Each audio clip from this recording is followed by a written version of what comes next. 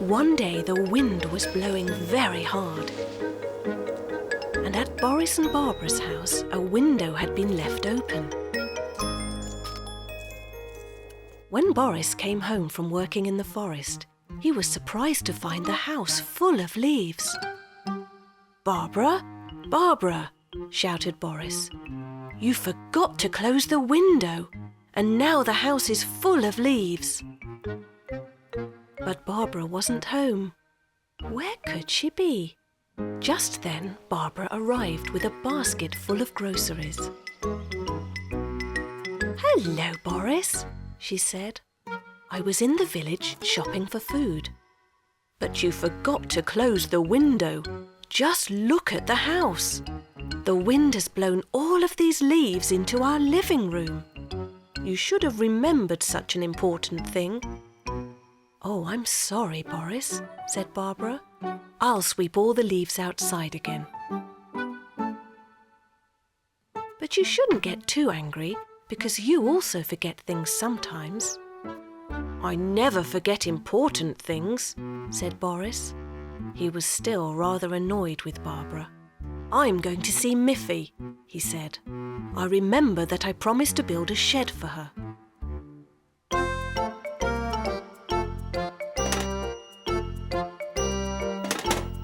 So he picked up his tools and wood and put everything in his little wagon.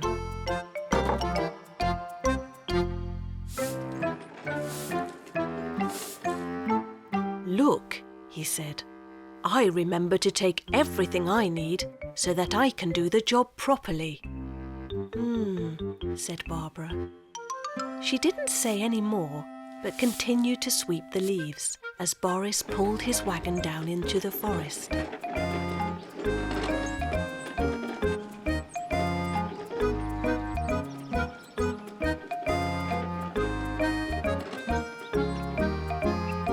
When he arrived at Miffy's house, he started to build a little shed, just big enough for Miffy's scooter.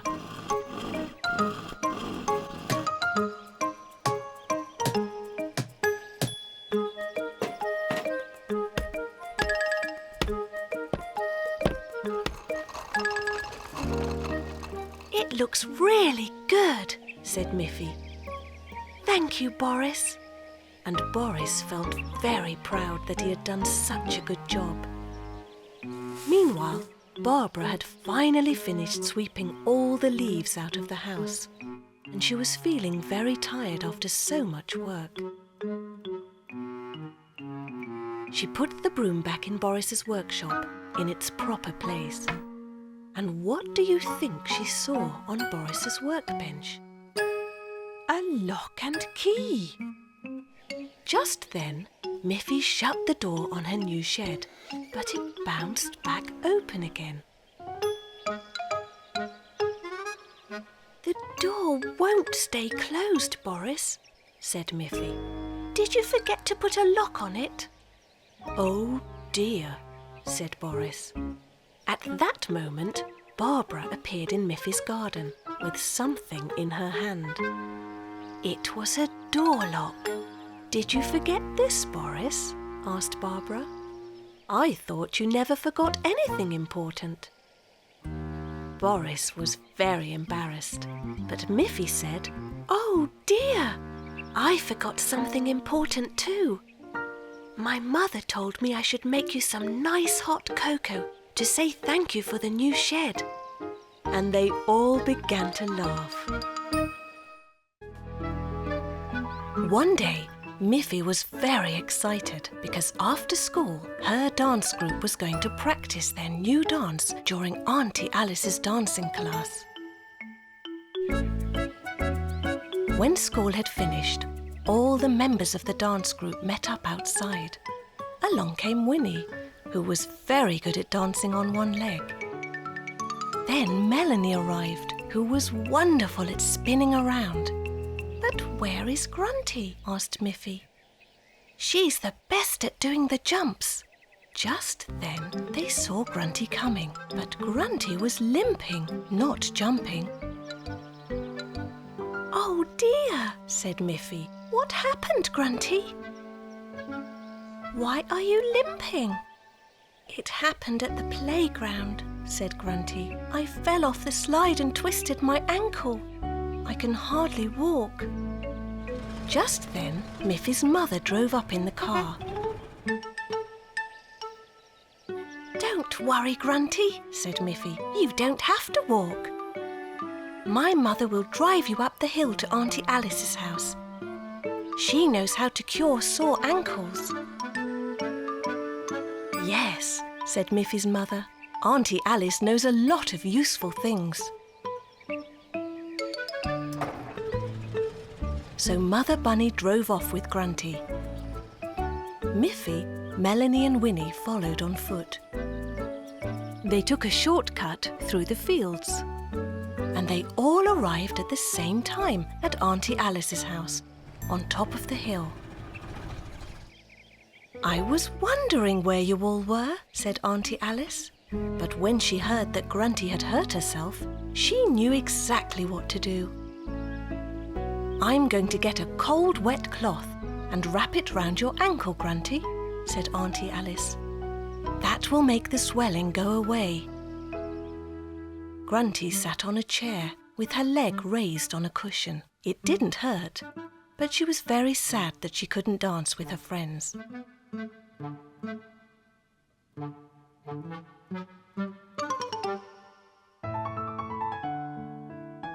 Miffy, Winnie and Melanie practiced their part of the dance, but they were sad too because Grunty couldn't join in. "Don't be sad, girls," said Auntie Alice. "It's not so bad. I have some special cream for Grunty's ankle, and I think she will be ready to dance at the school performance next week." When the night of the school performance arrived, everyone wondered whether Grunty would really be able to do her jumps. The curtains opened and beautiful music began to play. First, Winnie danced out onto the stage and lifted one leg. "Bravo! Bravo! Hooray!" Then Melanie came out with her lovely pirouettes, and Miffy followed with a beautiful dance like a swan. Everyone waited to see Grunty. Winnie held her breath. Melanie closed her eyes. Miffy made a wish. Then Grunty appeared and made 3 big jumps across the stage. Everyone cheered. "Hooray! Hooray! Hooray!" Grunty said it didn't hurt at all, thanks to Auntie Alice. Mother Bunny had baked some delicious biscuits. Miffy was bringing some to Boris and Barbara Bear.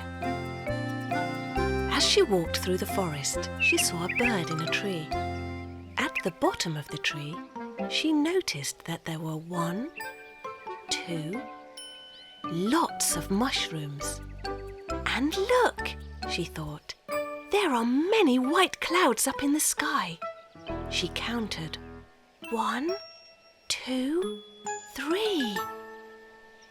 Oh, and there are some beautiful butterflies. 1, 2, 3, 4. What else can I count? Then Miffy remembered that beyond the wooden bench there would be a few trees left before she reached Boris and Barbara's house. There was the bench. So she started counting. 1 tree, 2 trees, 3 trees, 4 trees, 5 trees, and there it was. "Hello, Miffy," said Boris. "It's so nice to see you. But look at the sky. There are some very dark clouds up there, and the wind is getting stronger. I think there is a storm on its way, and I should take you home right away."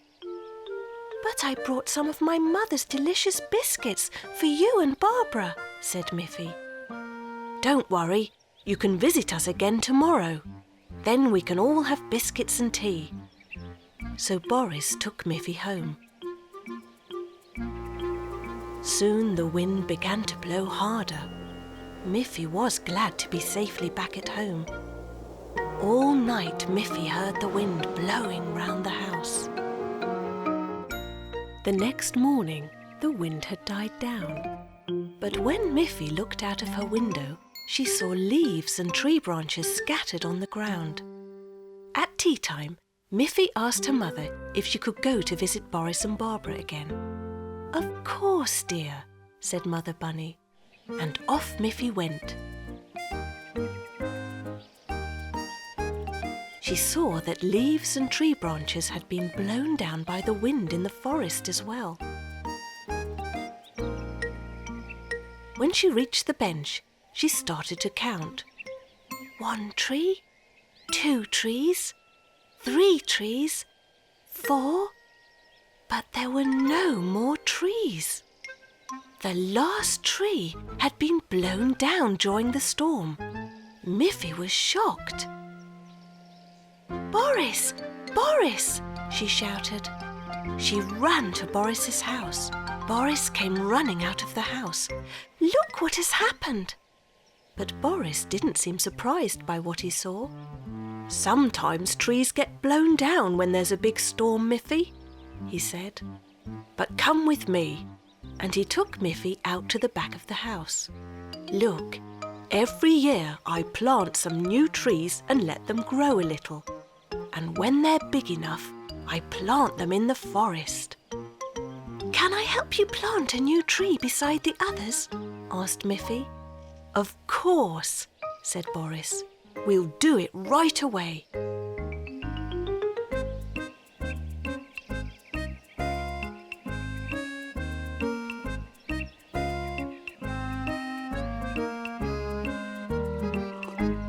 "Now there are 5 trees again," said Miffy. And then it was tea time, and they enjoyed the delicious biscuits. One day, Miffy ran home from school, when suddenly Snuffy ran straight past her and reached the front door first. "Snuffy, you are a much faster runner than I am," said Miffy. "I could never beat you in a race." As she went inside, Miffy had an idea. "We could have a big running race with all of our friends," she said to her mother. "You and Father can come and watch." Miffy first telephoned her friend Boris Bear. "Boris," she said, "I want to organise a race, but we shall need some signs which show us the right way to run." Boris said, "Well, I'm not very good at running, but I will be happy to make the direction signs." Then Miffy phoned her other friends and told them about the race. When the big day arrived, Boris had all the signs ready. He stuck each sign into the ground to point the way. A blue sign, a yellow sign, a red sign, a green sign, and the last one, a white sign. All the runners lined up at the starting line. There was Miffy, Aggie, Melanie, Grunty, and Boris too. Barbara held the starting flag up in the air. She shouted, "Get ready, go!" and she waved the flag. Off they went, all of them running as fast as they could. Who would win? First, they all passed the blue sign, and Aggie was in front. Boris tried to run fast, but he was not used to running, and he soon fell behind the others. Then they passed the yellow sign. Now Grunty was in front. Next was the red sign, and suddenly Melanie was ahead. Then they passed the green sign, and look, Miffy was in the lead. Meanwhile, Mother and Father Bunny had arrived, but they parked their car right in front of the white sign. Suddenly, the runners stopped and looked around them. They didn't know which way to run because they couldn't see the last sign. It was hidden behind the car. As they were looking around, very puzzled, Boris caught up, puffing and panting, completely out of breath. But Boris kept on running across the finish line, and Barbara waved the flag. "You're the winner, Boris," she shouted. "I'm so proud of you." Then Mother and Father Bunny drove away to congratulate the winner. And as they started driving, all the other runners could suddenly see the last white sign, and they began running as fast as they could. Miffy reached the finish line first. But of course, she was a long way behind Boris. "How did you find the way to the finish line so fast, Boris?"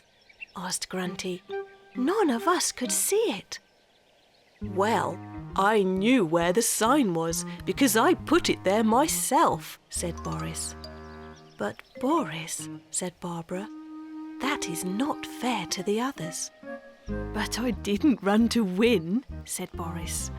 "I'm just happy that I was able to finish the race. Miffy is the real winner." Everyone cheered and laughed because the race had been so much fun. One sunny afternoon, Miffy was at the beach with her father. She had been swimming in the sea. She came out of the water and dried herself with her pretty blue towel. Now she wanted to sit down in the sun and read her book. "You must be careful of the hot sun," said Father Bunny. "If you want to read, then you should lie in the shade."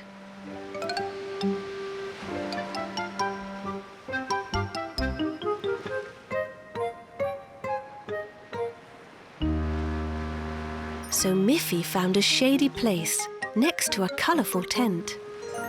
She read a few pages of her book, but then the owners of the tent folded up the tent and left the beach.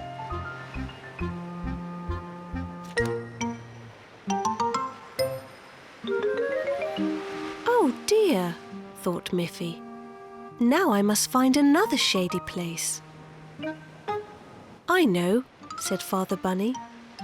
"We have a beach umbrella in our car. I will get it." He put the beach umbrella in the sand. Once again, Miffy could sit down in the shade. But after she had read just a few pages, the umbrella suddenly snapped shut.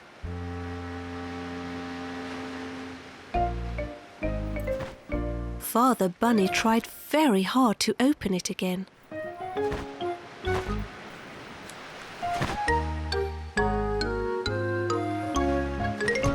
"I forgot to mend the umbrella, Miffy," Father Bunny said.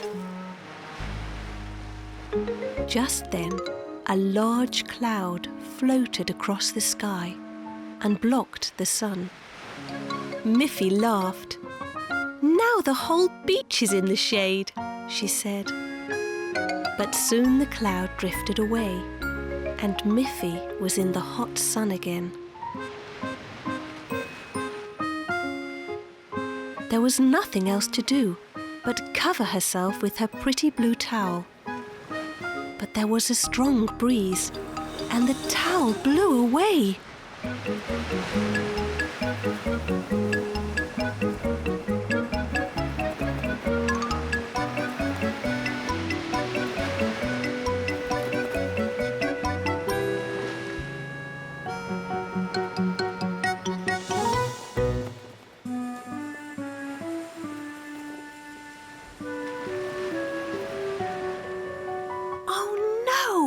Said Miffy.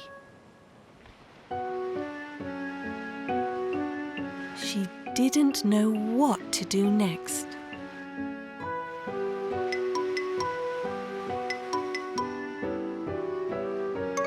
By this time, the sun was going down.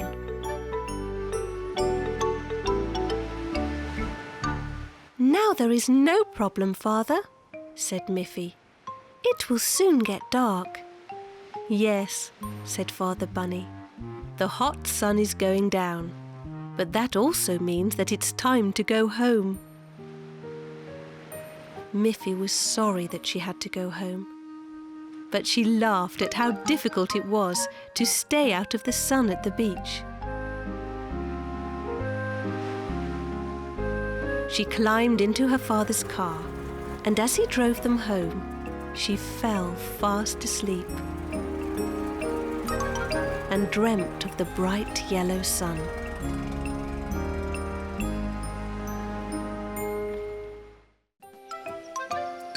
Miffy and Melanie were walking home from school, and Melanie said, Miffy, tomorrow is the last day of school before our summer holiday. Shall we make a present for our teacher? Oh, yes, said Miffy. I will ask my mother to give me a flower pot, and I will paint a nice design on it. Good, said Melanie. And I will make some pretty paper flowers to go into your pot. Yes, said Miffy. That way, our present will be from both of us together. So the two little girls went home, each to make their part of the present.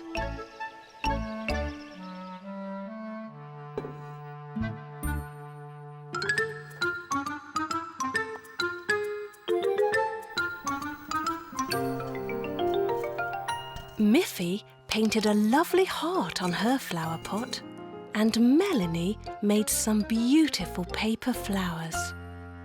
The next day, the two girls walked to school with each of their presents wrapped in gift paper. When the school class started, the teacher said, "Dear children, today is the last day of school before our summer holiday, so this will be a special day." Miffy and Melanie raised their hands. "We would like to give you a present," said Miffy. "Melanie and I have made something special just for you." "Oh, how nice of you," said the teacher. "What a wonderful surprise." First, Miffy gave the teacher her present. The teacher unwrapped it very carefully. "What a lovely flower pot, Miffy. Did you paint it yourself?" Then Melanie came forward and gave her present to the teacher. When the teacher unwrapped it, she said, "How thoughtful! Lovely flowers to go into a lovely flower pot." She was very pleased and thanked both girls. "Now," said the teacher, "it's time for us to all go out and have fun in the playground." So all the children had lots of fun on their last day of school.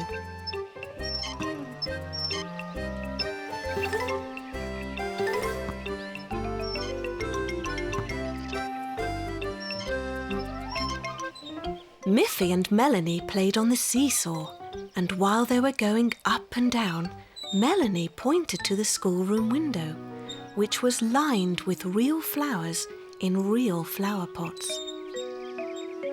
"At the end of each school year, each of us has to take home one of the real flower pots and take care of it until school starts again," said Melanie. "I wonder which of the pots we shall get," said Miffy. When they all returned to the classroom, the teacher said, "And now, children, I will give you each one of the flower pots to take home." And she began to hand each pupil one of the flower pots. When Melanie and Miffy left the classroom, they looked back and saw the teacher putting the pot with paper flowers in the windowsill. "Because our flowers aren't real, they could stay in the classroom all summer," said Miffy. "Now everyone has some lovely bright flowers, even the classroom."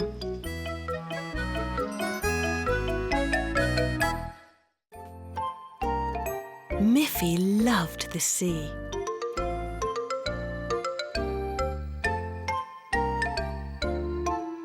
She liked to sail on it, and she liked to sit on a beach and watch the sea. She could play with her ball, build a sandcastle, and fly her kite. One day, Miffy's mother asked Miffy where she would like to have a summer picnic. "By the sea," Miffy answered. "What a nice idea," said Mother Bunny. "We'll have our picnic at the beach. We can spread a large blanket on the sand and put up our special beach umbrella so that we won't get sunburnt," she said. "Yes," said Miffy. "And I hope my friends will be there too, so we can all play together." On the day of the picnic, it was sunny and warm, a perfect blue sky day. Miffy's mother prepared a lovely salad of carrots and cabbage and green and red peppers. It looked so delicious. She also made 2 bottles of carrot and parsley juice. Miffy's father said, "I will get the car ready, and you can put everything in the boot."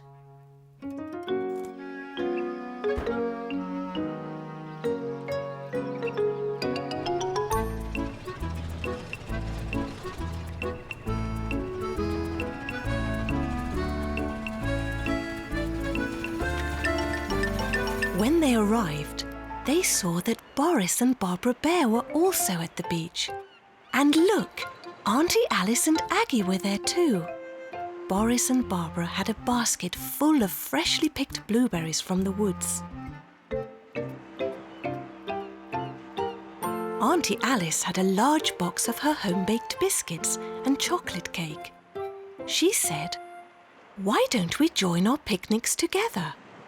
"What a good idea," said Father Bunny.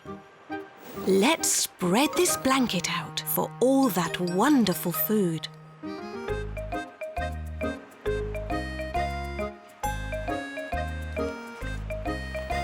How good it tasted.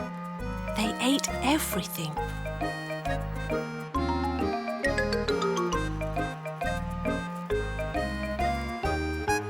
When they had finished, Auntie Alice said, "Before we play a game, let's all sing a happy summer song." Aggie began to play her accordion. As she played, the sound of the waves grew louder, so Aggie began to play louder as well. And while everyone was singing and Aggie was playing, no one noticed that the sea was coming closer and closer. First, the waves caught Miffy's bucket. It floated away. And then, before anyone realized, the sea had reached the towels. "Oh dear!" shouted Mother Bunny in surprise. "Everything will get wet." Auntie Alice quickly moved the towels away from the water. "I'm glad we finished all our food," said Mother Bunny. Everyone laughed. "We still had a wonderful picnic," said Miffy. "Now, let's play."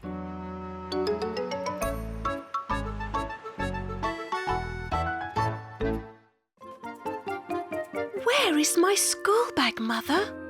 asked Miffy one morning. "Your school bag is just where you left it, Miffy," said her mother.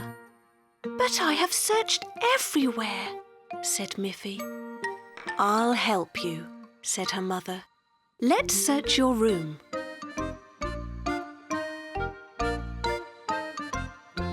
No wonder you can't find your bag. Your room is a mess. You've left all your clothes and toys scattered around.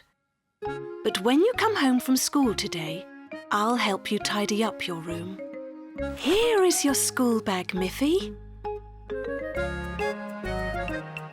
Meanwhile, there was something happening at Boris and Barbara's house.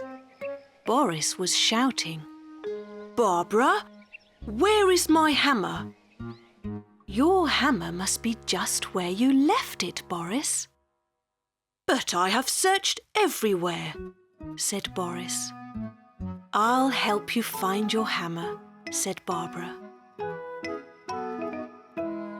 When Barbara looked into Boris's workshop, she was shocked.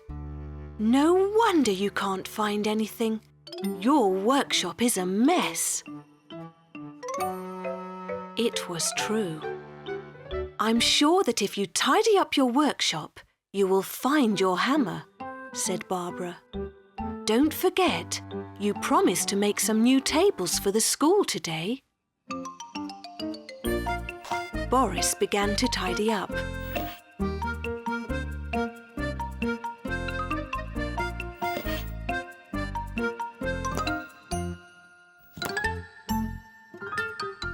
And soon found his hammer.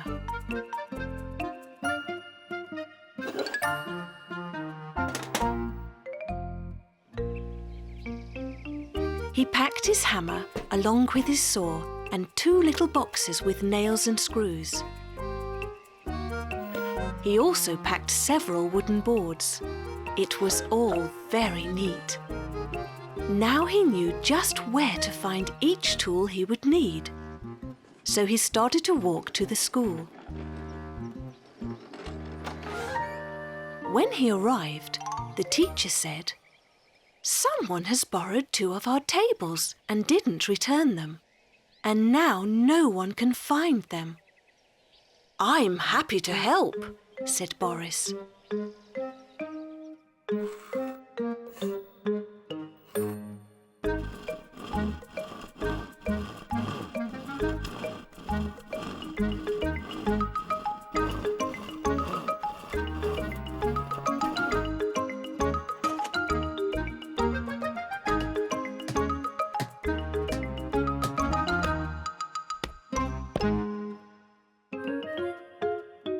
Miffy said to Boris, "I couldn't find my school bag this morning because my room was untidy.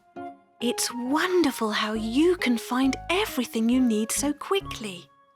"You know, Miffy, I had the same problem. I couldn't find my hammer this morning because my workshop was so messy." Just then, Aggie and Winnie came in. "We borrowed some tables last week." "Goodness," said their teacher.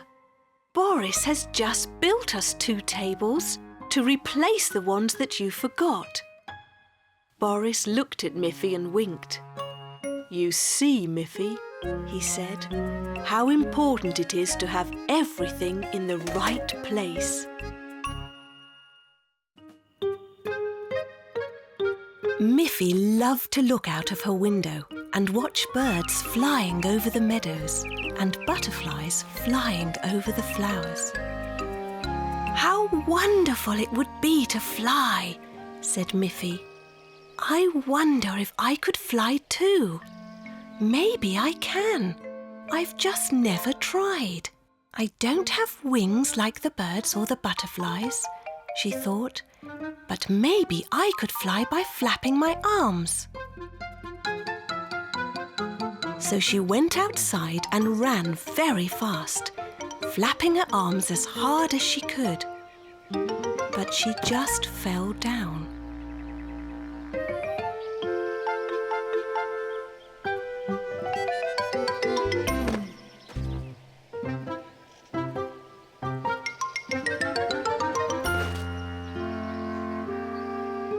Miffy was very sad that she couldn't fly. She looked up and saw a brightly coloured kite flying in the sky.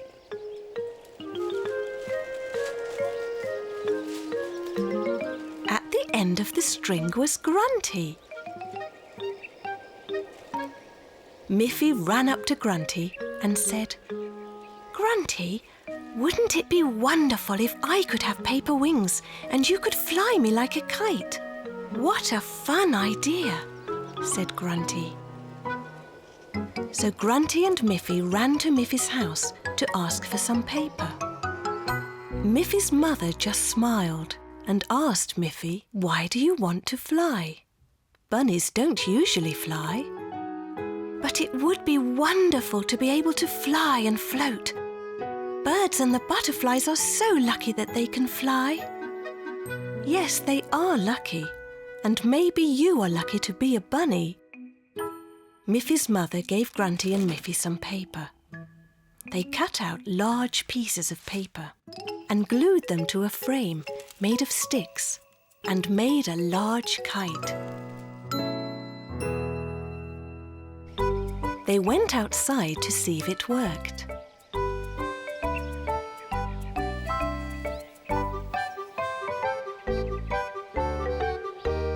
They tied Miffy to the kite, and Grunty pulled and pulled on the string. No matter how hard they tried, the kite could not lift Miffy off the ground.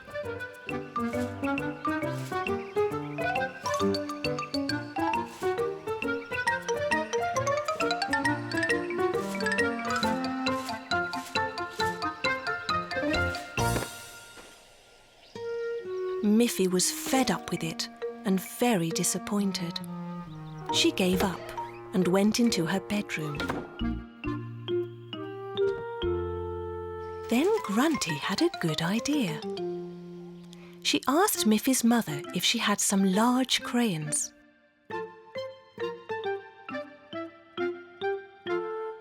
Grunty took the crayons and began to make a drawing on the kite.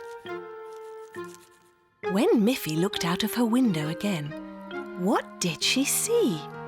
There was the kite flying high in the air, and on the kite was a drawing of Miffy. "Look, Miffy," said Mother Bunny. "You are flying at last." Miffy had to laugh.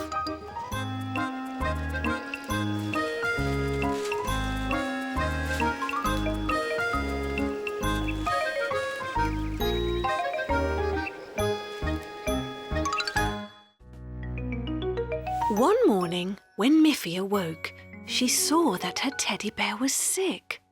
His arm was dangling by a thread. "Oh dear," said Miffy. "You're looking very bad, little teddy. I'll have to take you to the doctor." "Is there a doctor for teddy bears?" she asked. "Well," said Mother Bunny, "the very best toy doctor is your own Auntie Alice."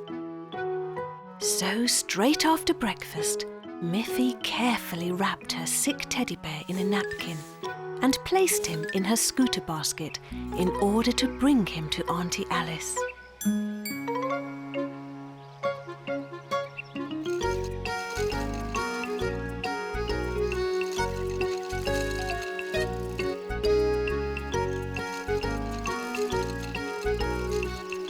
She rode as fast as she could up the hill to her auntie's house. "Will you please look at my teddy bear?" asked Miffy. "Mother said you're the very best toy doctor." "Well," said Auntie Alice, "come in, Miffy dear, and let me examine the patient." Auntie Alice placed Miffy's teddy bear on the table and carefully removed the napkin. "Oh dear," said Auntie Alice. "This is a more serious condition than I thought. Look, even the stuffing is coming out of his body."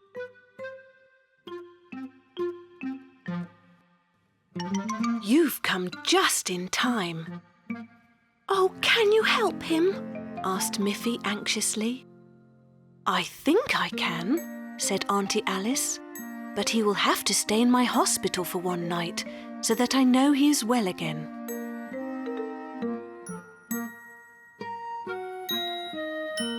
Miffy was very sad to be without her teddy for even one night. But she had to go home. Back home, she felt very sad. She could hardly eat her dinner. "I don't think I can sleep very well without my teddy bear," she said. "Well, Miffy," said her mother, I will telephone Auntie Alice and ask her if you can stay with her tonight so you can be close to your teddy. I've already sewn Miffy's teddy together, so if she comes back here to sleep, I'll put him in her bed as a surprise for her when she wakes in the morning. So Father drove Miffy to Auntie Alice to stay for the night.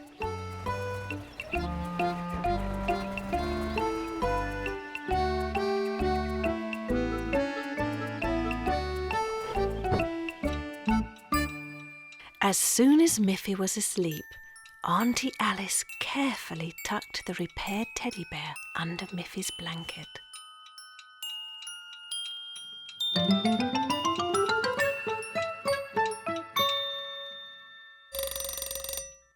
When Miffy awoke in the morning, she saw right away that her teddy was healthy again. "Oh, Auntie Alice, it's true!" she shouted. "You are really the best toy doctor that ever was." "Thank you, dear," said Auntie Alice proudly, and Miffy was very happy that her teddy bear was well again.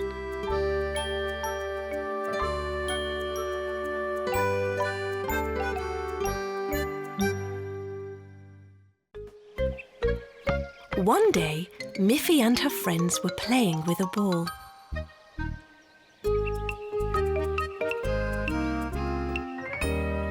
"Let's see who can throw a ball the highest," said Miffy, and she threw her ball. Then it was Melanie's turn. It went even higher. Then Aggie tried. Not quite so high. Just then Poppy Pig came by. "Hello, girls," said Poppy. "I'm very good at throwing balls. May I try?" "OK," said the girl bunnies. Aggie said, "But I don't think you can throw the ball higher than we can." Poppy threw the ball. Up it went, but it did not come down. "What happened?" said Poppy. "Did you see how high I threw the ball? Where is it?" The bunny girls laughed. "The ball is in the tree," said Melanie. "You threw the ball high enough for it to get stuck in the tree. Luckily, the wind blew the ball out of the tree." "OK.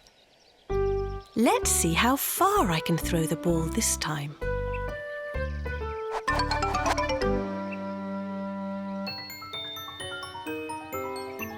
The ball sailed away and splashed into the pond. "Oh dear," said Poppy. "I have lost your ball and I can't swim."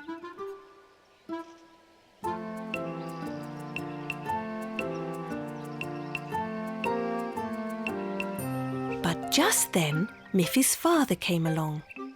"Don't worry," he said. "I will get your ball out of the pond and then we can have a game to see who can kick the ball the furthest." Father Bunny got in a boat and rowed out to the middle of the pond and took the ball out of the water.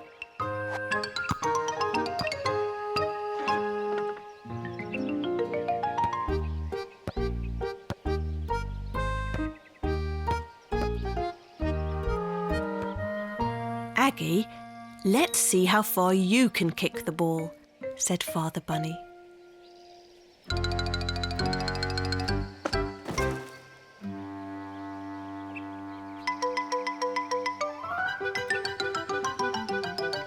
Then Melanie tried.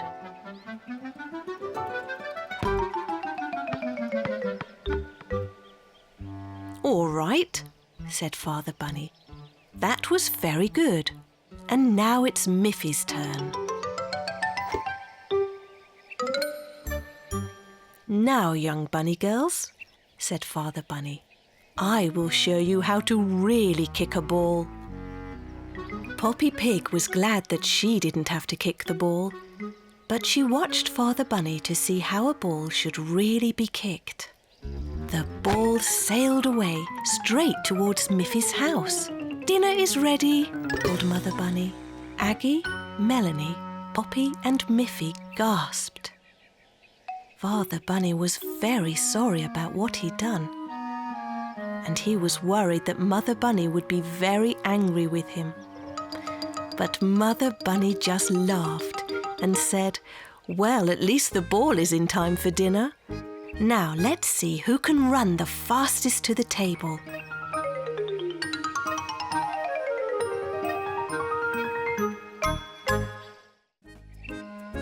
It was a beautiful day. The sun was shining, the birds were singing, and the flowers were in bloom. Miffy thought, "This is going to be a nice day." "Mother," said Miffy, "it's such a lovely day. May I visit Poppy Pig?" "Yes, Miffy, but it's a long way and your scooter is broken. You'll have to walk."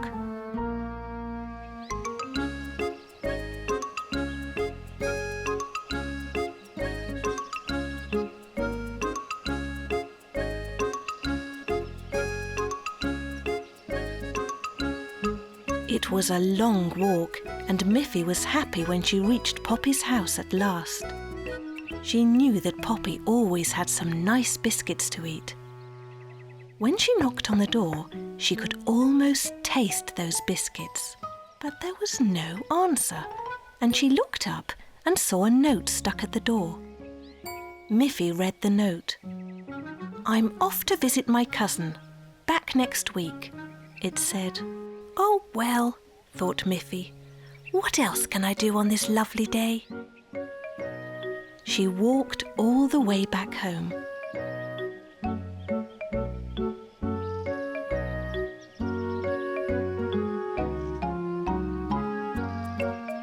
"I think I'll call Melanie," she said.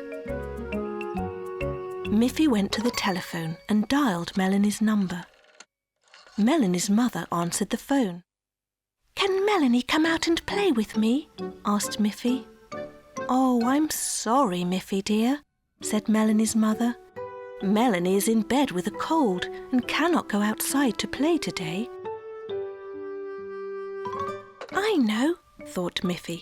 "I'll get my ball and go and play with Snuffy." So Miffy went to her cupboard and took out her big brightly coloured ball.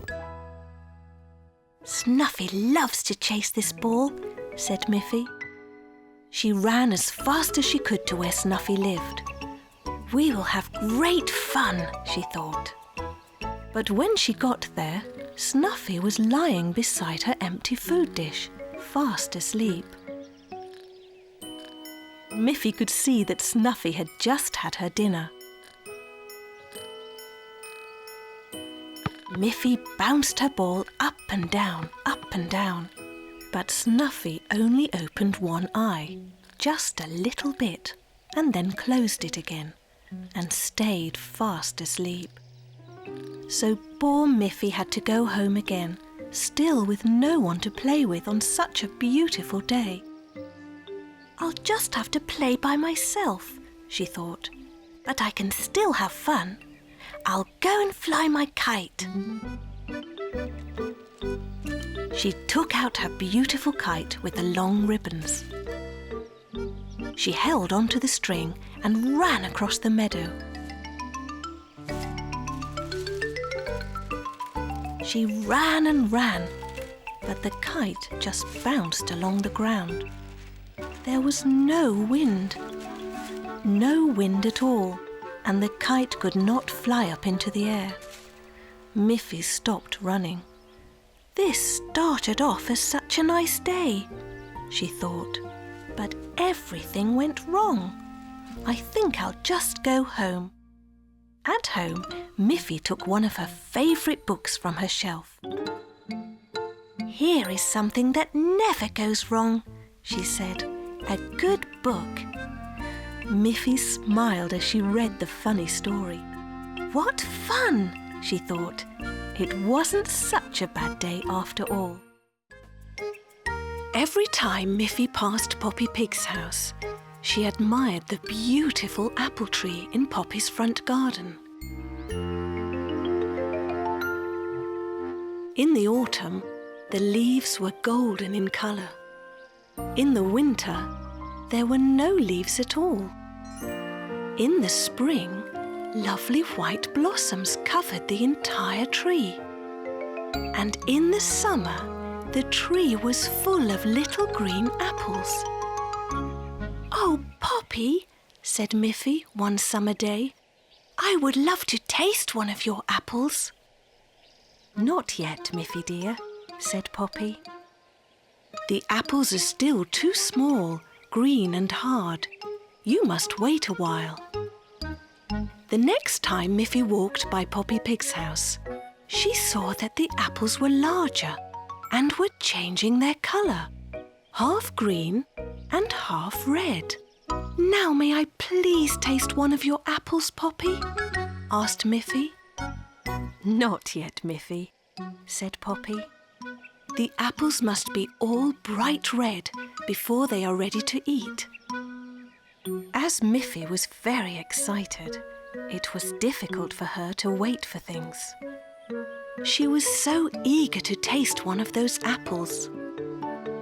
Very soon, all the apples were very big and bright red.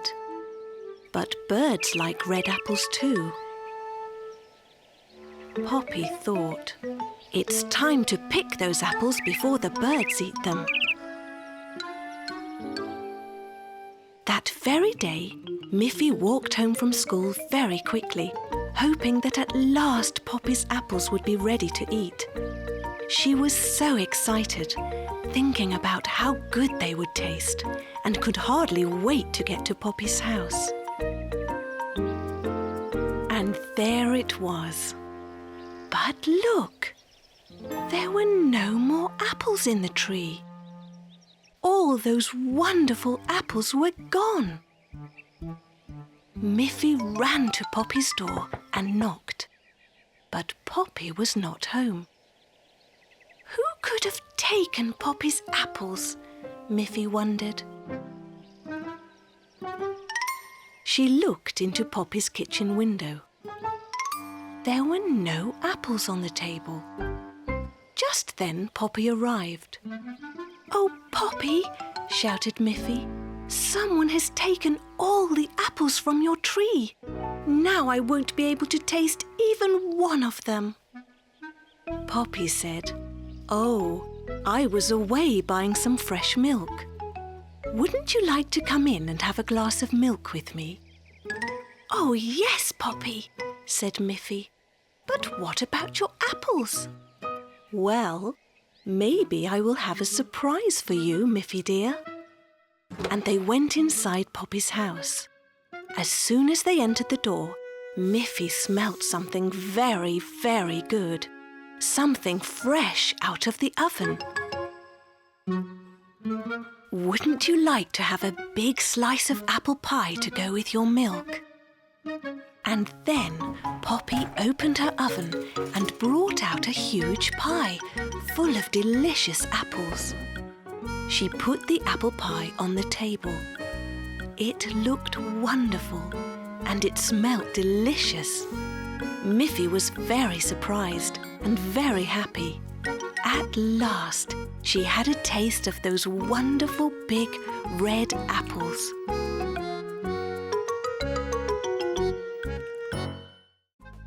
Miffy, Melanie and Grunty were invited by Boris and Barbara Bear to a picnic at their home in the forest. The three friends walked very quickly through the woods to get there. They were all very hungry. Soon they were there, and they saw Boris making a circle out of some stones on the ground. Barbara was preparing lunch on the picnic table. "Hello, Miffy. Hello, Grunty. Hello, Melanie," she called. "I'm putting some of the vegetables from our garden into this pot. We will have a wonderful vegetable soup for our lunch." "Hello, Miffy. Hello, Grunty. Hello, Melanie," called out Boris. "I'm going to cook the soup for our lunch, and you are going to help me cook it." Melanie, you can look in the woods and find some very small sticks to help start the fire. Grunty, will you please fetch some logs from the pile in the back of the house? They will burn hot enough to do the cooking. Then Barbara said, and Miffy, will you please help me slice the carrots and cabbage for the soup? So everyone had a job to do.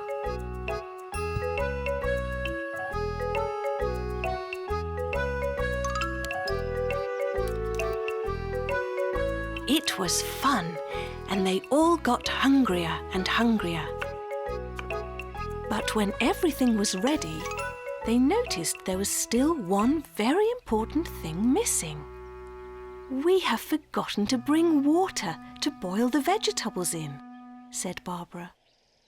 So Barbara and Miffy went to get water from the house.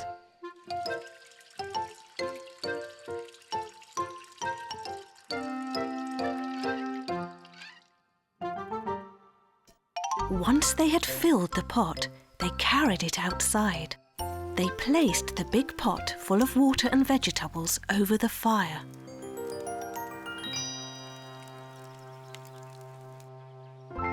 Before long, a delicious smell rose from the cooking pot. And as the soup began to boil, they all noticed an exciting bubbling sound. That bubbling is just like music, shouted Miffy. Yes, said Barbara, excited. But it needs some rhythm.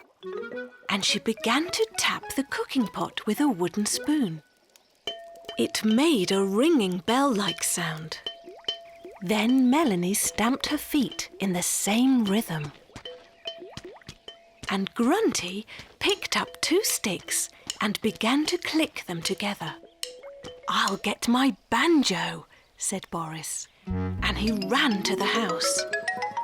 When he came back out, strumming his banjo, Miffy also started to dance. And everyone followed her around the soup.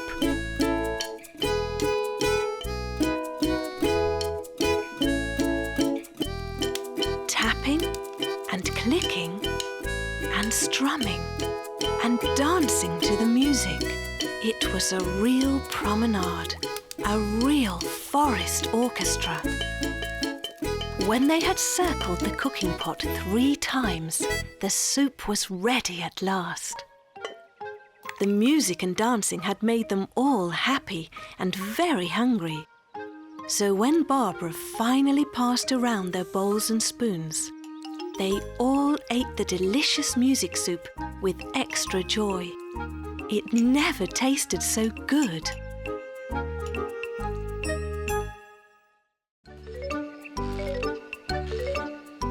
Miffy and Aggie were having great fun in the playground. Look at how they went up and down on the seesaw. They were laughing and going up and down, up and down.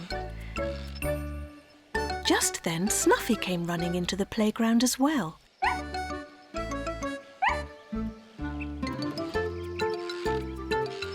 She was wagging her tail and barking happily. Look, Miffy, said Aggie. Snuffy would like to have a go on the seesaw too. No, no, said Miffy. Seesaws are not for dogs, Snuffy. You can have fun running around, but you would fall off the seesaw. Miffy and Aggie had finished their game on the seesaw, so they walked over to the merry-go-round.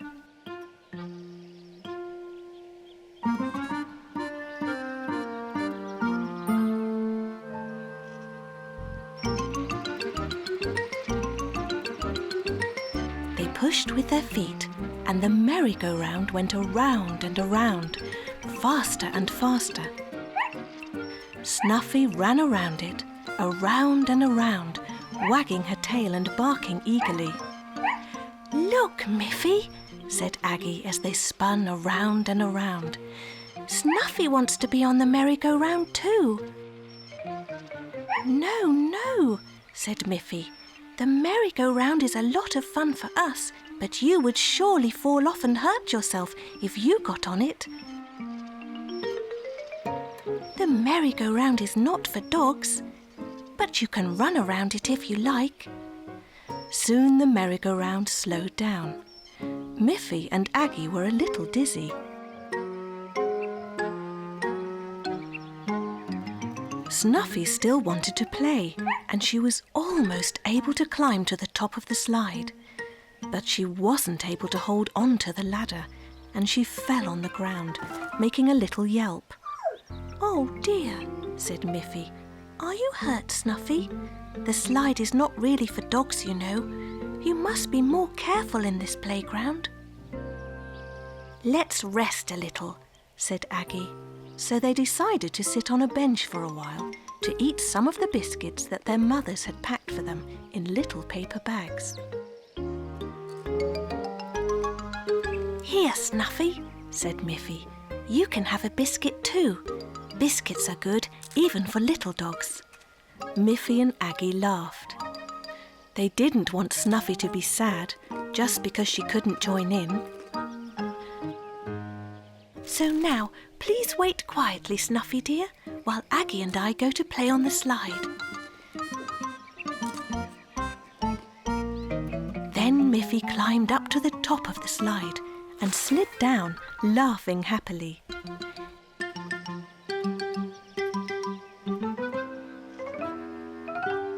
Then Aggie climbed up too and slid down. She also laughed. And while they were laughing, Snuffy ran up and climbed to the top of the slide without falling down. "No, no, Snuffy," called out Miffy. "You must be careful, Snuffy. Slides are not for dogs." But then Snuffy did an amazing thing. She sat down and slid right down the slide and landed softly on a pile of sand at the bottom. "You did it!" cried Aggie. "You did it!" cried Miffy. "You are such a smart little dog, Snuffy." There was a clear blue winter sky. Miffy was sleeping in her warm, cosy bed. When at last the sun began to rise, Miffy was awakened by the sound of a chirping bird just outside her window. "What a beautiful song that bird has," thought Miffy. "She must be very happy. She can see the beautiful snow-covered meadow. I would like to be out there too." So Miffy quickly got dressed in her warm coat and her warm scarf and went outside in the crisp white snow. The bird was still there, right in Miffy's garden. "What a happy bird," thought Miffy again, and she went to get her sledge. She gave her sledge a little push and jumped onto it. It was such a nice feeling to be sliding over the smooth white snow. Miffy still heard the bird cheeping, just as loudly as ever, and when she looked back, she saw that the bird was hopping after her. "The little bird loves the snow too," thought Miffy. "She's hopping along with me." But now Miffy had to turn her sledge around and pull it back to her house. She hadn't had her breakfast yet. And even as she did that, the little bird also turned around and hopped after her. "That little bird must really like me," thought Miffy. "She wants to follow me and sing for me wherever I go." Then Miffy's mother called out, "Quickly, Miffy, you don't have time to play in the snow before school. Come in and eat your breakfast." When Miffy had finished her breakfast, the little bird was still there, sitting on the windowsill. And as Miffy walked to school, the little bird followed her again, all the way to the school. "Do you want to go to school, little bird?" asked Miffy. "You already know how to sing." Miffy thought it was funny that the little bird followed her everywhere, always singing. Even as she sat in her classroom, The little bird sat outside the window. When it was time for break, all of the children went out to play in the snow.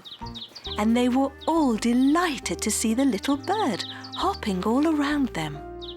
Melanie said, "I think that little bird is trying to tell us something, Miffy."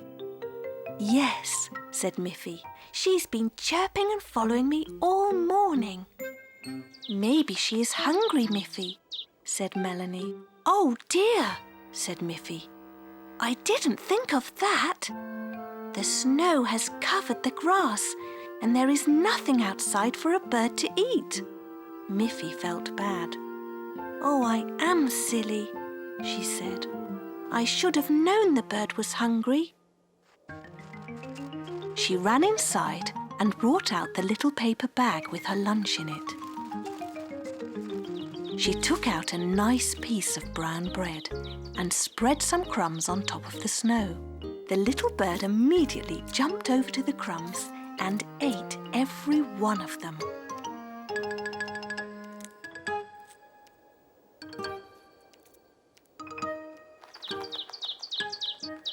Then she flapped her wings and flew off. The next morning when Miffy woke up, the little bird was there again. This time, Miffy knew just what to do. Miffy's favourite toy was her yellow teddy bear that she always took to bed. One morning she awoke and couldn't find her teddy bear. It wasn't under her blanket where it should be. So she looked under her bed, and there it was. "You're such a grown-up teddy bear," said Miffy. "I think you should have your own bed so you can't fall out. I'll ask my good friend Boris Bear to make a bed for you. We shall go and visit him." So Miffy carried her teddy, and together with Snuffy, she walked through the forest to Boris's house. "Hello, Miffy. Hello, Snuffy," said Boris. "I'm always so happy to see you both, and I see that you have another friend with you." "It's my very own teddy bear, and he needs his own bed. Last night he fell out of my bed. It's too big for him." "Of course," said Boris. "He must have his own bed. I will make one for him in my workshop." Boris then started to make a little bed for Miffy's teddy bear. Miffy helped by handing Boris the tools when he called for them. And even Snuffy helped by fetching the pieces of wood. Soon the little bed was finished. "It's a lovely bed, Boris," said Miffy. "Thank you very much for making it for my teddy." It had been a lot of work, and Miffy was tired. Just then she heard... It was Father Bunny. Barbara had telephoned him and asked him to come and collect Miffy and Snuffy. "Look, Father," called Miffy. "Here is a lovely bed that Boris made for my teddy."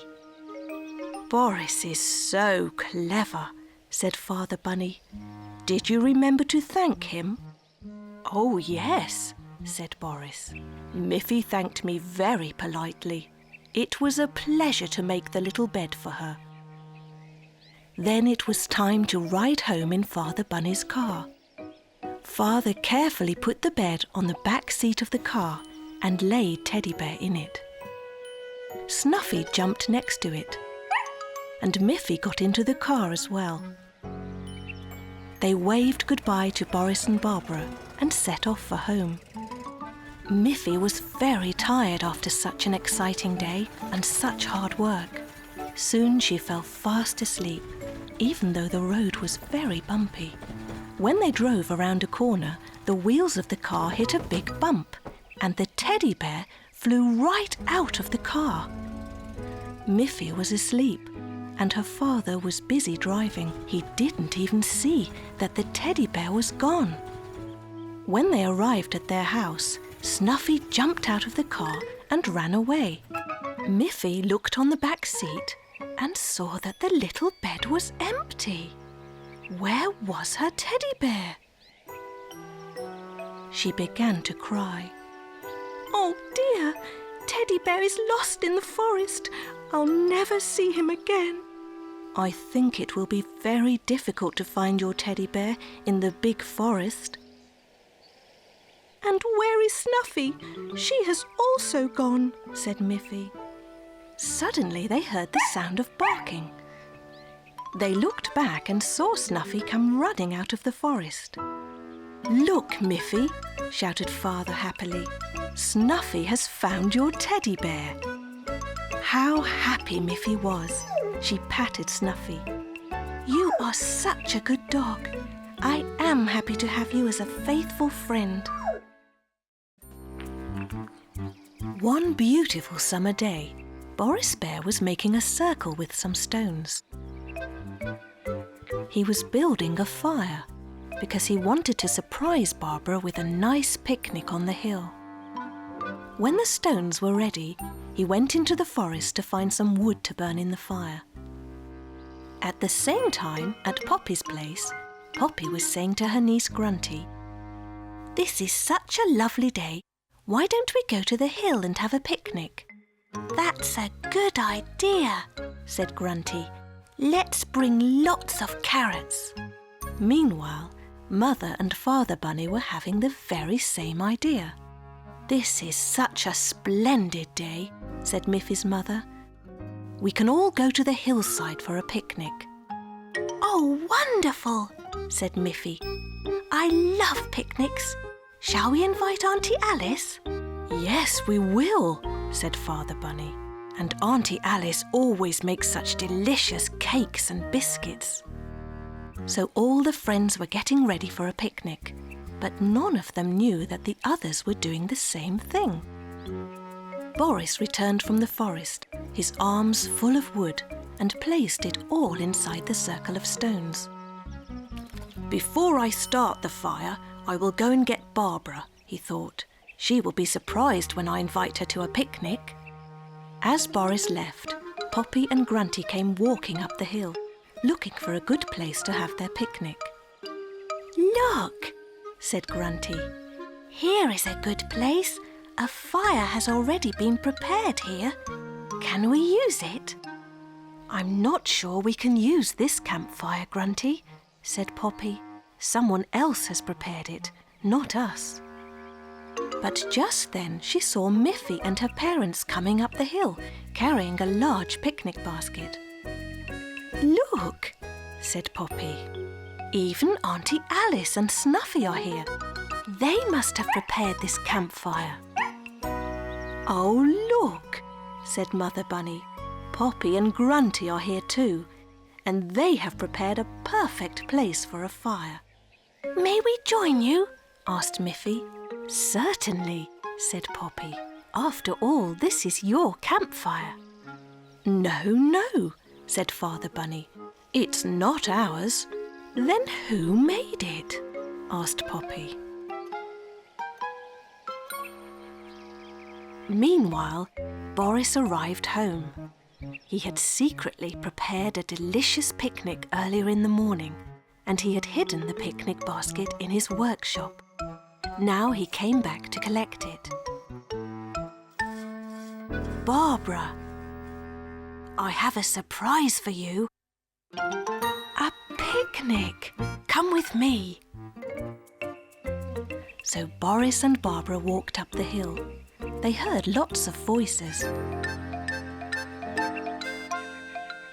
"What a lovely surprise you have made for me, Boris," said Barbara. "You've invited all of our friends to have a picnic on this lovely day." Boris just smiled and said, "Welcome everybody to our picnic. I will now start the fire." "Aha," said Father Bunny. "Aha," said Poppy. "Aha," said Miffy. "It was you, Boris, who prepared the campfire," said Auntie Alice. "Be careful when you light the fire." Boris just smiled again. And they all joined together around the blazing fire and enjoyed a wonderful picnic on a wonderful day. Poppy Pig was passing by Miffy's house, pulling a cart carrying a large Christmas tree in a pot. Good morning, Poppy, said Miffy. Where did you get that beautiful tree? Boris gave it to me, Miffy, said Poppy. Christmas is coming, and I asked him if he could find me a nice tree. What a good idea, thought Miffy. We will also need a Christmas tree. Miffy went inside and asked her mother. May I go into the forest to ask Boris Bear to find us a Christmas tree? Yes, Miffy, but you must be home in time for lunch. So off she went, across the meadow and into the forest. When she arrived at Boris and Barbara's house, they were already decorating their own tree for Christmas. Hello, Boris, said Miffy, and a Merry Christmas to you and Barbara. I would like to ask you if you can find a nice Christmas tree for our family. Yes, I can, said Boris. But you know I mustn't cut down a forest tree. I can dig one up for you and then put it in a pot so the tree can stay alive for next year. So they went into the forest and they saw many beautiful trees. Miffy saw one that was especially beautiful. But I think that one is too big to put inside our house. Well, what about that charming little one over there? Oh, that one is too small. All our Christmas tree decorations won't fit on such a tiny tree. Then Boris pointed to a medium-sized tree. Do you think this one will do? He asked. Yes, said Miffy. That's a lovely one. Can you dig that one up for me, please? So Boris dug up the tree, being very careful not to damage its roots. I will bring it to your house tomorrow. Miffy was home just in time for lunch, and she told her mother about the lovely tree that Boris was going to bring them.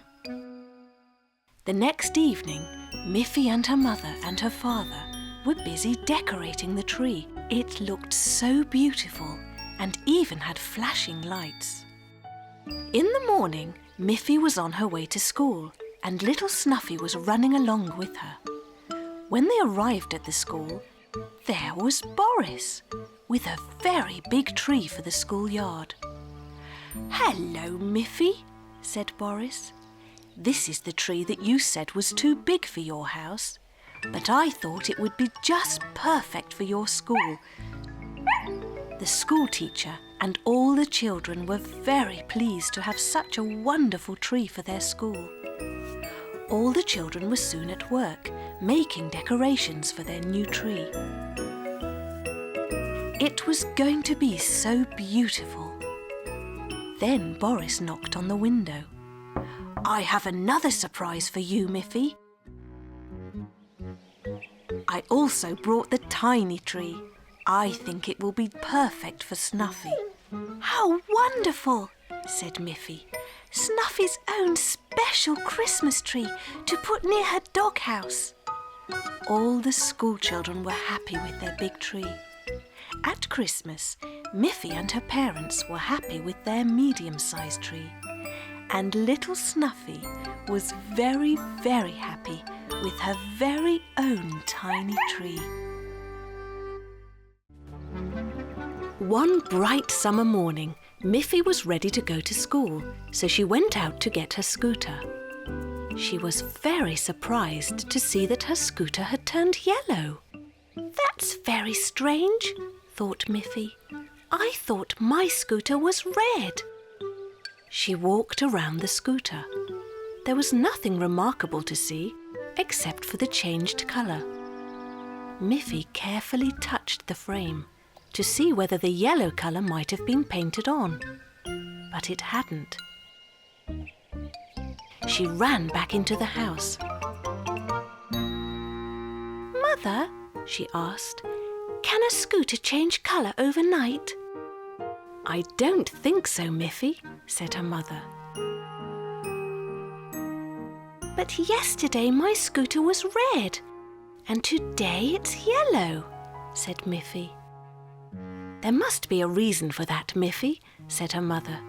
Best to take the yellow scooter to school now, and we will solve the puzzle later. So Miffy went to school on the yellow scooter.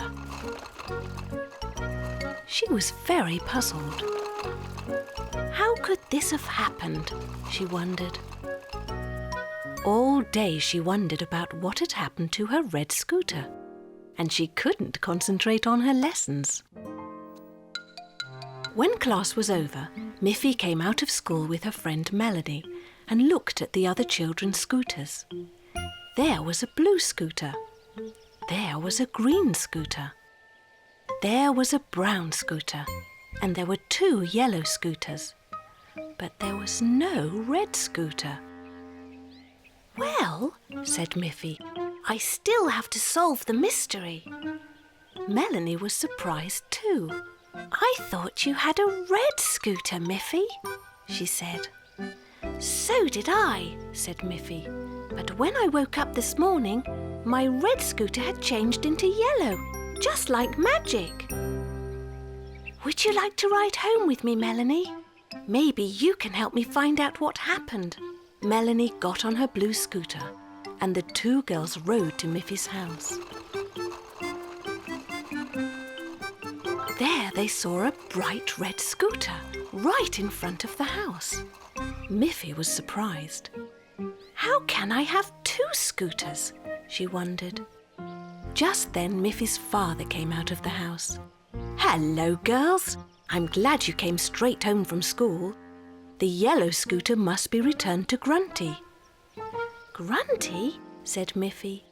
Yes, your scooter needed new wheels, Miffy. I asked Poppy Pig if we could borrow Grunty's scooter for one day. I took your scooter to Grandfather's workshop. He fixed it this morning. But I promised Poppy to return Grunty's scooter today. So that explains the mystery, said Miffy. Let's go visit Poppy and Grunty to return the yellow scooter, and we can bring them some nice fresh carrots from our garden as a present. That's a good idea, said her father. Miffy and Melanie collected a basket full of carrots. While they were collecting carrots, Miffy said to Melanie, Sometimes there is mystery in nature as well, like these green leaves. They are actually orange carrots. They all had to laugh.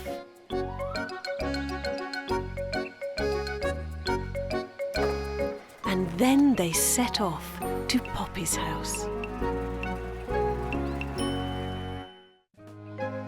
One day in school, the teacher said, Today I'm going to show you something special. Let's close the curtains and switch off all the lights. When it was completely dark, the teacher turned on her desk lamp and shone it on the wall.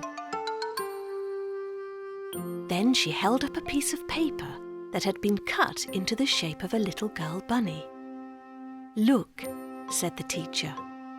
When I hold this bunny shape in front of the light, you will see her shadow on the wall. And there it was, a great big shadow, exactly in the shape of a girl bunny. Can you see? Said the teacher. When anything or anybody is in front of a light, there will be a shadow. You can try it yourselves when you go out in the sunshine. As Miffy and her friends walked home, it was getting dark and the sun was low in the sky. All the trees cast shadows of their trunks across the ground. Try not to step on the shadows, said Miffy. Let's jump over them and only walk on the sunny parts.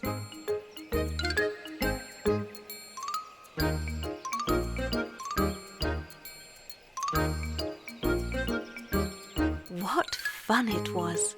The little girl bunnies giggled and laughed as they jumped along, being very careful not to step on the shadows. Miffy was still laughing when she arrived home and waved goodbye to her friends.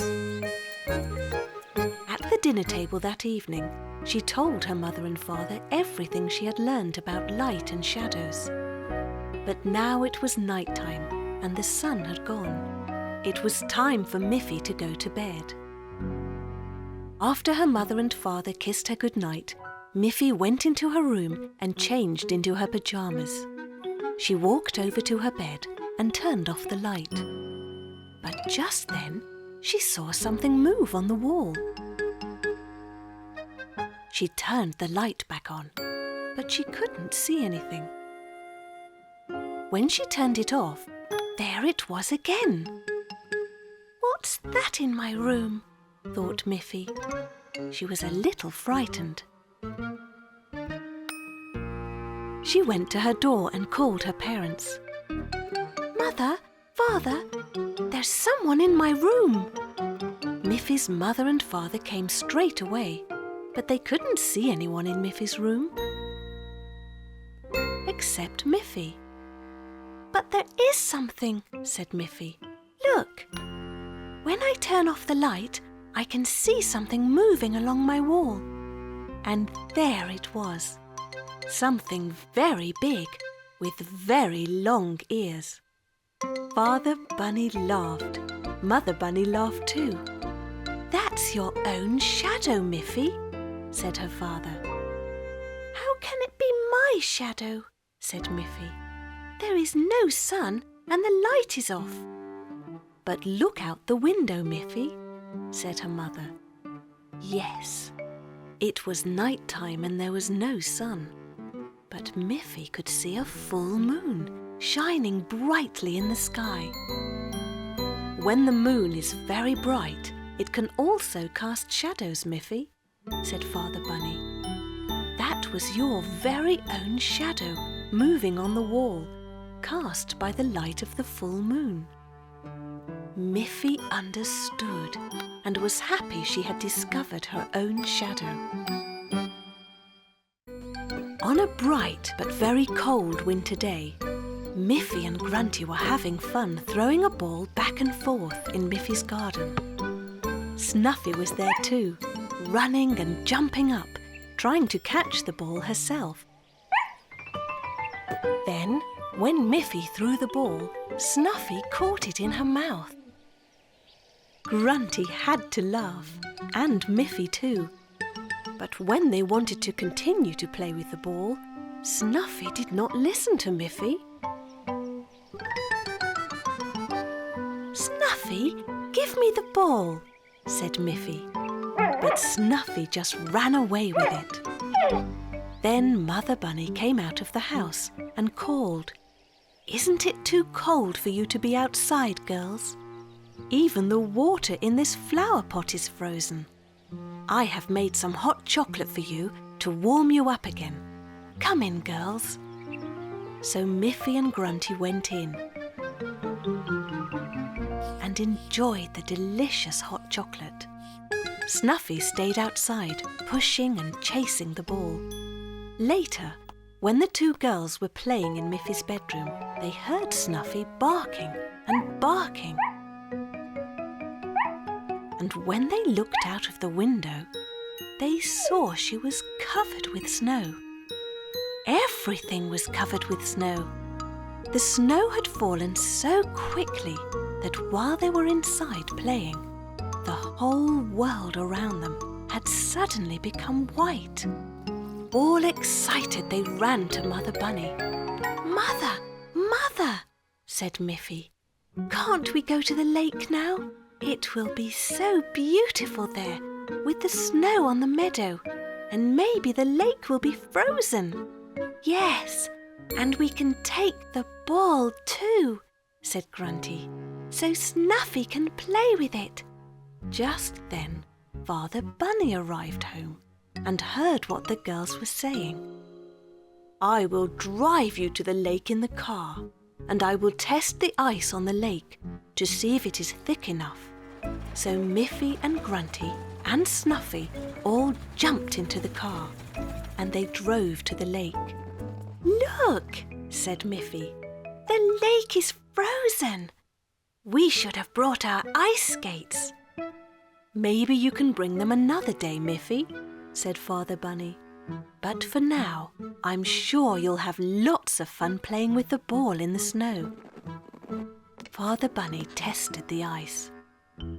"If the weather stays cold, the ice will be thick enough to go skating in a few days," he said to the girls. "Good," said Grunty. "Let's throw the ball so Snuffy can run after it." That was their new game. Miffy and Grunty took turns throwing the ball out into the snow. And Snuffy had great fun too, slipping and sliding all over the icy snow, trying to catch the ball. She was having such fun. Then, when Miffy threw the ball again, it rolled away too far and onto the lake. "Oh no," said Miffy. "Now the ball is on the ice, and the ice isn't strong enough yet to carry us." But Snuffy had already gone after the ball. "No, Snuffy, the ice isn't strong enough yet," shouted Miffy. This time, Snuffy did stop and listen to Miffy. She turned around and ran back. They were all very relieved. "That was very good, Snuffy. In a few days, we will come back and get it for you."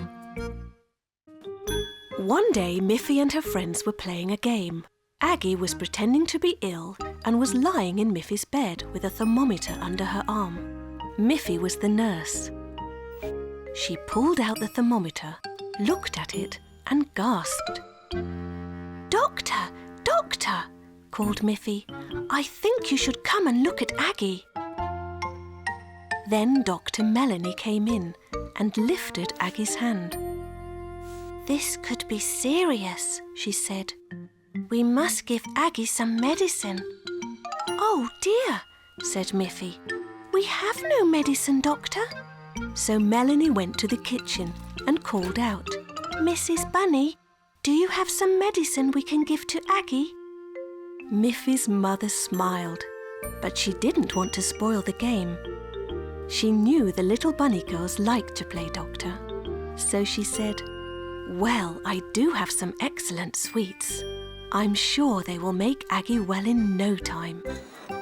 And she gave Dr. Melanie a bowl full of colourful sweets.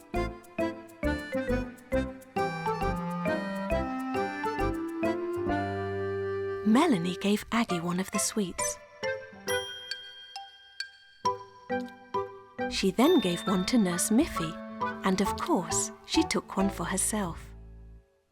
"We have to be sure this is good medicine," she said. And then she said very loudly, "Aggie is so ill that she will need a lot of this medicine." At that very moment, Father Bunny came home from work. "What is that I just heard?" he said. "Aggie is ill? My goodness!" "Don't worry," whispered Mother Bunny. "The girls are just pretending. They're playing doctor." Father Bunny wanted to join in with the game too. "Well, well," he said. "I'm glad there is a doctor in our house. I'm not feeling so well myself." "Doctor, doctor," called Mother Bunny. "You have another patient here." So Dr. Melanie came in and felt Father Bunny's pulse. She said. She called out to Miffy, "Nurse Miffy, can you bring me my doctor's set?"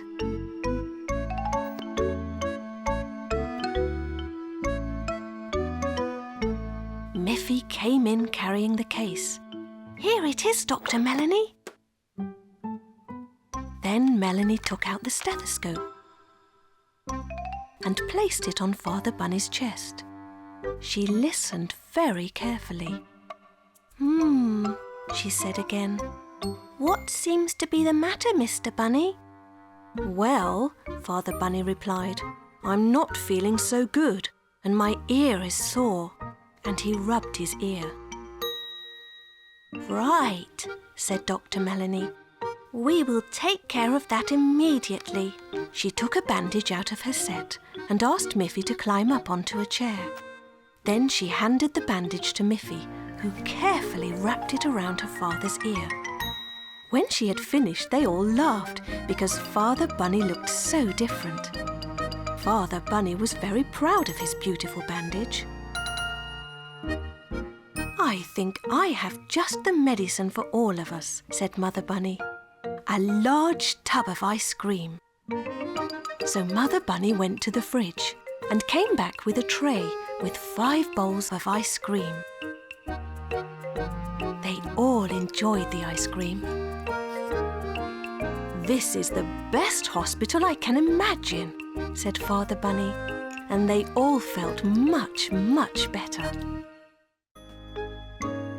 One morning, Miffy woke up and looked out of her window to find that her garden was completely covered with white snow. She wanted to run out and play in it. First, you must put on some warm clothes, Miffy, said Mother Bunny. So Miffy put on her woolen coat and scarf and ran out into the snow. I think I'll make a snowman, thought Miffy, and she started to roll a ball of snow.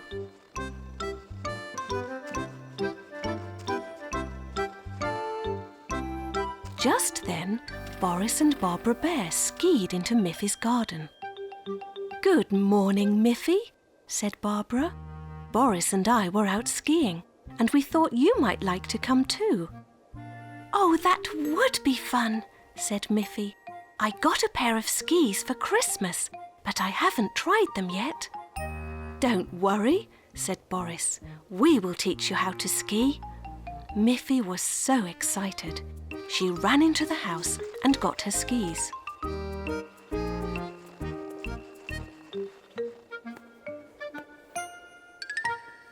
Boris held her while she put them on. You look like a proper skier already, said Barbara. Let's start at the easy level, on the flat ground. Oh, look, shouted Miffy happily. I'm really skiing. But then she fell. Don't worry, Miffy, said Barbara. We've been skiing a long time, but we still fall down sometimes. Miffy picked herself up and was soon skiing along nice and smoothly.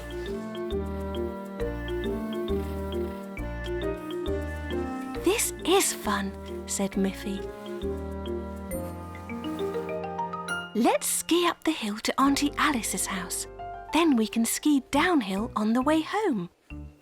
So they began skiing up the hill, but Miffy kept sliding backwards.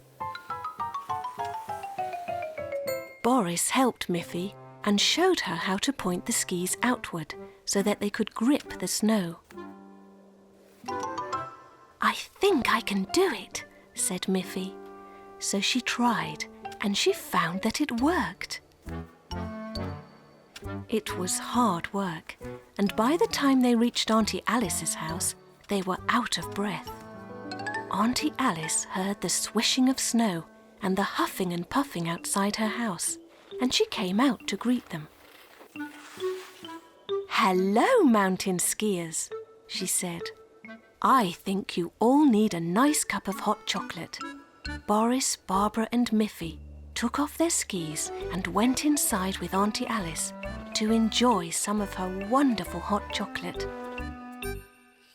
Thank you, Auntie Alice, said Miffy. Now we are ready for the fun part, skiing down the hill. So they said goodbye to Auntie Alice and put their skis back on. Be very careful skiing downhill, said Boris. You have to learn how to slow down and not go too fast. But Miffy could hardly wait to start, and off she went, faster and faster down the hill. It was fun, but also a little scary. She forgot how to slow down, and when she came to a little hill, she flew right up into the air and landed in the snow. Boris and Barbara skied up to her. Miffy said, This morning I wanted to make a snowman. Now I am a snowman myself. They all laughed. Miffy's father was very proud of the family car. He liked to clean it, and he loved to go driving in the clean car. "It's a dry, sunny day today," he said to Mother Bunny and Miffy, "so we can go for a drive, and my car won't get muddy." Miffy asked, "Where shall we go, Father?" "We could drive out into the countryside and stop by Auntie Alice's house. Perhaps she would like to come with us." "Oh, yes!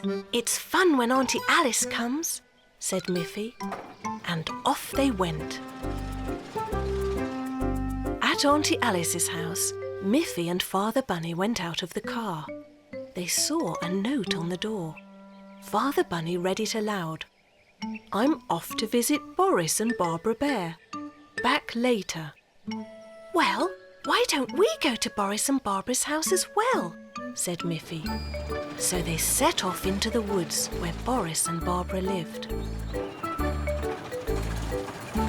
There were many fallen leaves on the way, and driving along made them twirl up and settle all over Father Bunny's clean car. "Oh well," said Father Bunny as they drove along. "It's only a few leaves, and they can be easily wiped off." Close to Boris and Barbara's house, they turned a corner, and before Father Bunny could see it, the car drove over a pile of thorny bushes. "Sssss," went one of the car's tyres. "Oh dear," said Mother Bunny. "One of our tyres has been punctured." "Who could have put those thorny bushes in the middle of the way?" said Father Bunny. "We came upon them so suddenly, I had no time to stop." Just then Boris came running out to them, carrying a rake. "Hello!" he shouted. "I heard the noise and wondered what happened. I'm so glad to see you're safe.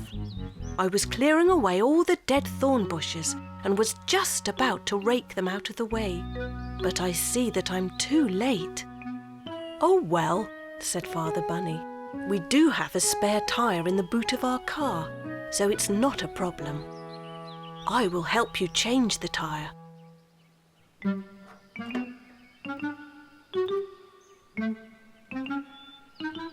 It was hard work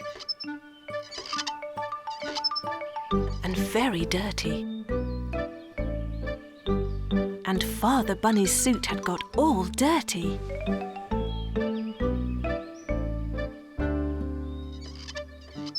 When the new tyre was on the car, Auntie Alice came by. "Hello," said Auntie Alice. "What are you doing here?" "We were coming to see you and Barbara," said Miffy. "Oh dear," said Auntie Alice. "I'm already on my way home. It's a long walk and it will be dark soon." "We're late because we had a flat tyre, but now we've fixed it, so we will be happy to drive you home," said Father Bunny. "Oh, thank you," said Auntie Alice. "That is very kind." So off they went with the new tyre and Auntie Alice. It started to rain, and soon the ground became very muddy.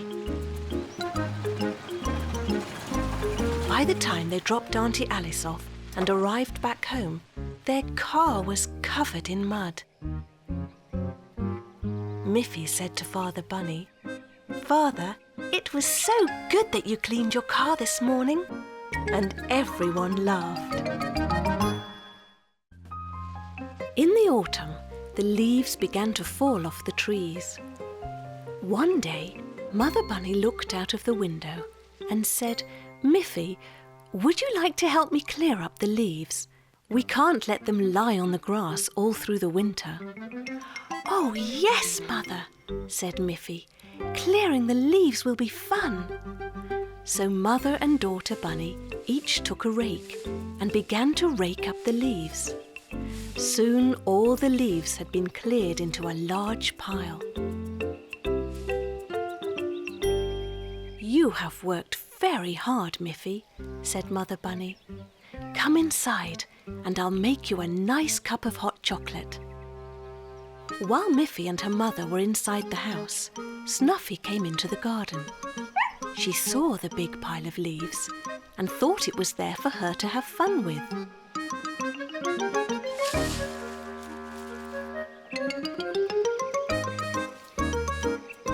Soon the garden was once again full of leaves. "Oh, Snuffy," said Miffy, running out. "I know you are having fun, but we worked so hard to rake up all those leaves." But of course Snuffy didn't understand. She just wagged her tail and gave a couple of happy barks. Then Mother Bunny came out and said, "Snuffy, if you sit quietly and wait while Miffy and I rake up all the leaves again, then we will give you a nice bone." So Miffy and her mother once again raked up all the leaves into a big pile. It was even harder work the second time. "Now, Snuffy," said Miffy, "you were a good dog this time and didn't jump into our pile of leaves.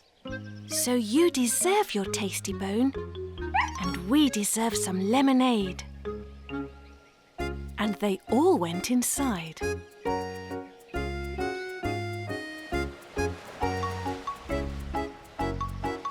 Later that day, Miffy was surprised to see that the garden was once again covered with leaves. "Oh dear," she thought, "now I will have to rake those leaves for the third time." But then she saw that the pile of leaves in the corner of the garden was still there. "Where did those leaves come from?" she asked her mother. "Those are not the same leaves we raked up today," said Mother Bunny. "There were still many leaves left on the branches, and now the last of them have fallen. When we rake them up this time, the job will be finished." But Miffy was too tired to do any more raking that day. She went to bed and dreamt all night about millions of leaves blowing in the wind. When she awoke the next morning, she was surprised to find that the garden was completely free of leaves. They had all disappeared. "Mother!" shouted Miffy with great excitement. "The leaves are all gone! What happened to them?" "There was a strong wind during the night," said her mother. "Didn't you hear it?" "I dreamt about the wind," said Miffy, "but I didn't think the dream was real." "It was real," said her mother, "and this time the wind helped us. It blew all the leaves away. And now that all the leaves have fallen off, we won't have to rake them again this year." Miffy was very, very pleased. Miffy took a bite of a big biscuit. It made a nice crunchy sound. Just then, she heard a scratching sound at the door. When she opened it, there was Snuffy. Said Snuffy, barking happily and wagging her tail. "You must have heard my biscuits crunching," said Miffy. "I suppose you would like a biscuit too." She gave Snuffy one of her biscuits. Snuffy gobbled it up, but then she suddenly stopped and pricked up her ears. "What can you hear now?" asked Miffy. Snuffy ran back to the door and began to scratch it. When Miffy opened the door, she saw her father driving home in the car. "You could hear Father's car from far away, Snuffy," said Miffy. "You have very good hearing." After lunch, Snuffy became very excited again. She wanted to go outside. Miffy asked her mother if she could join Snuffy. "But don't be too late," said Miffy's mother. So Miffy followed Snuffy. She wanted to know what else Snuffy could hear. Suddenly, Snuffy stopped and pricked up her ears. What can you hear now? Asked Miffy. Snuffy barked as if she was saying, listen. Miffy listened carefully and heard a bird cheeping, but she couldn't see it. Can you see the bird, Snuffy? Asked Miffy. There it was. A lovely bird flew into the sky. Once again, Snuffy's ears popped up. She was always listening for strange sounds. This must have been a really strange sound because Snuffy became very excited. But Miffy couldn't hear a thing. Snuffy began to run to the forest. Perhaps she can hear a frog, wondered Miffy, or a duck on a pond. Snuffy ran further and further, stopping to listen and then running on again each time. It must be something very strange, thought Miffy. She had to run very fast to keep up with Snuffy. Snuffy became more and more excited.